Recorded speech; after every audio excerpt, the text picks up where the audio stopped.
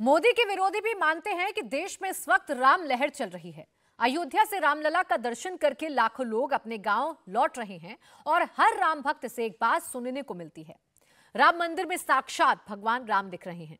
चुनावी साल 2024 में सबसे बड़ा दैवीय चमत्कार रामलला के दुर्लभ दर्शन को माना जा रहा है। बड़े बड़े नेता हों, उद्योगपति हों, सिनेमा के बड़े बड़े सुपरस्टार हों या देश के कोने कोने से अयोध्या सामान्य लोग, रामलला को मंदिर में जिसने देखा वो छवि भूल नहीं पा रहा है। इंडिया टीवी के सीनियर एडिटर टी राघवन ने उस मूर्तिकार से डिटेल में बात की है जिन्होंने रामलला की मूर्ति गढ़ी। उन्होंने क्या बातें कही, इस पूरी रिपोर्ट को देखकर आप भी अचंभित रह जाएंगे।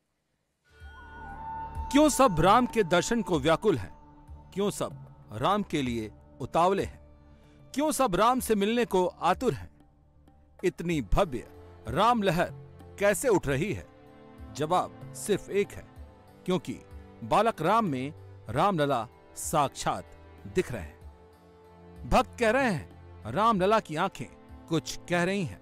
भक्त सीधे खुद को रामलला से कनेक्ट कर रहे हैं। जितनी बार रामलला पर नजर जा रही है, सब यही कह रहे हैं, प्रभु की मनोहर छवि हृदय में बस जा रही है।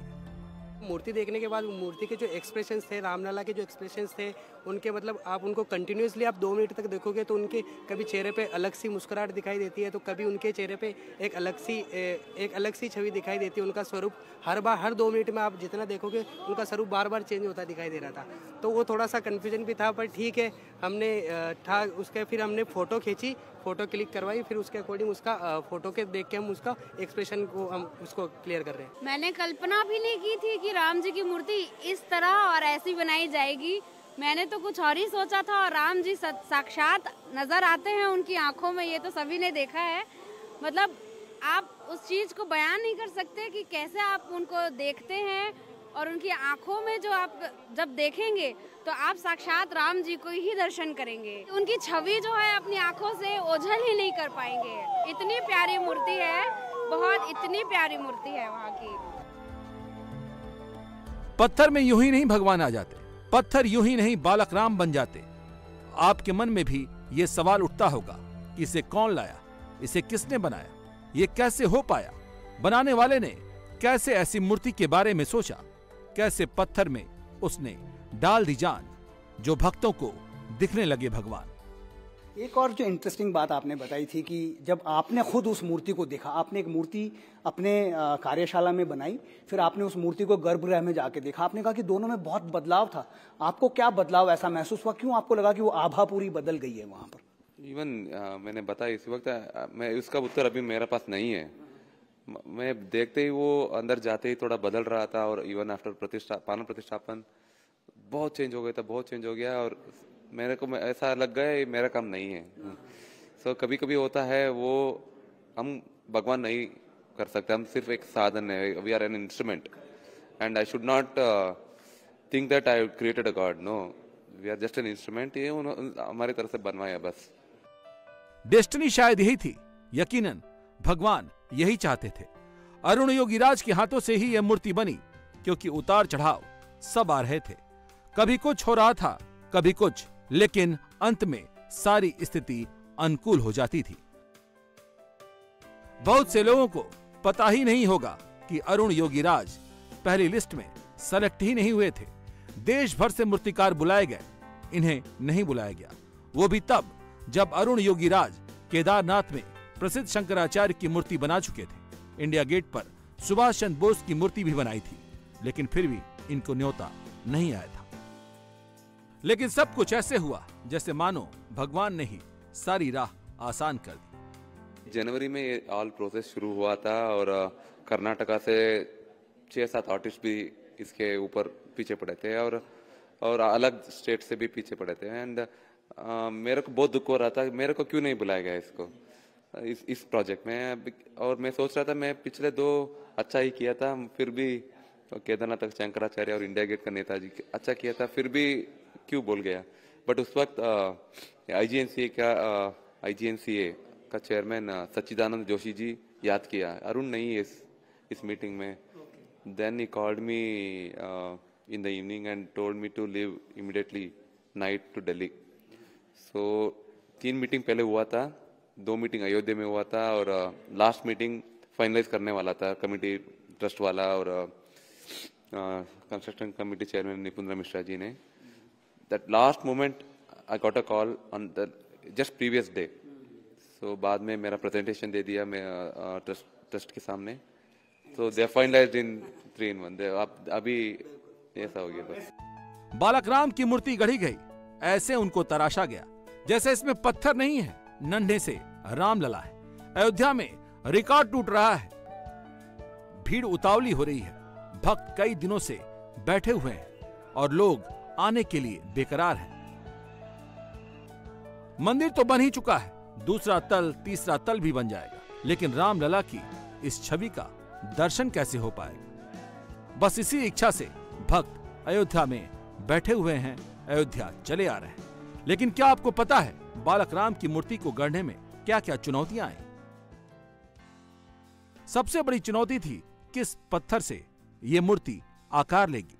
आमतौर पर मूर्तिकार मृदुशिला पर मूर्ति गढ़ने का काम करते हैं, मतलब ऐसा पत्थर जो नरम होता है ताकि भाव भंगिमा को उकेरने में मूर्तिकार को आसानी हो. लेकिन बालक राम की मूर्ति बनाने के लिए जिस कृष्णशिला का चयन किया गया वो पहले से ही काफी सख्त थी. उसे तराशना बिल्कुल ही आसान नहीं था. यही वजह रही कि पहली शिला की गढ़ाई के वक्त अरुण योगीराज से चूक हो गई, लेकिन उन्होंने बिना देरी किए दूसरी कृष्णशिला को चुना और फिर जो चमत्कार हुआ वो सबके सामने है. ये जो सिर्फ ये बात होती है कि जो बाल राम की जो मूर्ति आपने बनाई, इसकी कोई हिस्ट्री नहीं है, पहले ऐसी कोई इमेजेस नहीं थी, कोई इसका प्रेसिडेंट नहीं है.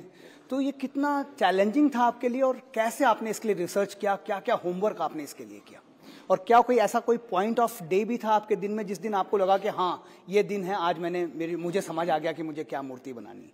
कैसे ये प्रोसेस आपने फॉलो किया? मेरा पहला टारगेट था पूरा देश को कनेक्ट करना. I am from south India, मेरे को अलग अलग स्टाइल का बनाने में पहला इंटरेस्ट आ जाता है. सो मैं पहला भूल गया मैं कर्नाटका वाला, मैं India, I am in Indian. और थोड़ा इन्फ्लुएंस तो आता है मगर क्लासिकल स्टाइल में थोड़ा पकड़ने में मुश्किल होता है, बच्चों का फीचर्स एंड एवरीथिंग. और हमको रामलला का प्रीवियसली किसी बनाए हुआ रेफरेंस नहीं मिलता है. और इसके लिए पहला मैंने ऐसा कोशिश किया, वी हैव टू ब्लेंड हमारा पूर्वजों ने क्या किया है और अभी क्या चाहिए, ये ब्लेंड करने का पूरा कोशिश किया मैंने. और पूरा देश को एक साथ स्कल्पटिंग का एक स्टाइल्स है, थोड़ा एक साथ दिखाना मैं डिसाइड किया था. भगवान की सजीव मूर्ति बन गई है. भक्त अपने आराध्य से सीधे साक्षात्कार कर रहे हैं. मन मस्तिष्क में अगर नन्हे से प्रभु राम बस गए हैं तो इसके पीछे कोई ईश्वरीय चमत्कार ही था, क्योंकि सबसे बड़ी चुनौती थी कि ऐसी मूर्ति बने जो 5 साल के रामलला की हो, जैसा लोगों ने अपने मन मंदिर में बिठा रखा है. क्योंकि हिंदुस्तान में कोई भी शिल्प, कोई भी मूर्ति बाल रूप राम की मौजूद नहीं थी. रामायण रामचरितमानस में जो राम का वर्णन था वैसे ही सौम्य रामलला होने चाहिए थे. ऐसे रामलला की छवि चाहिए थी जो हिंदुस्तान के सनातनियों के दिल में उतर जाए.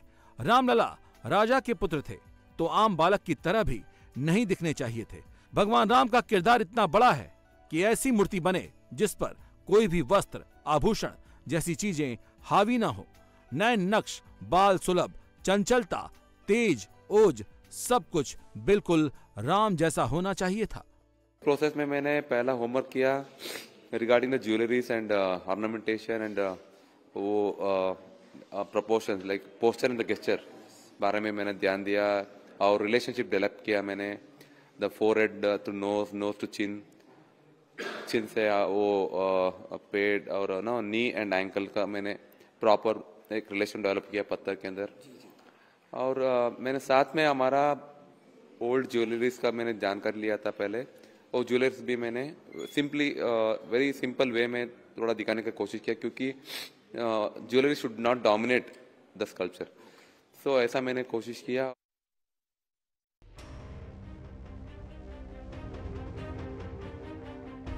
पेंटर और मूर्तिकार में बड़ा फर्क होता है.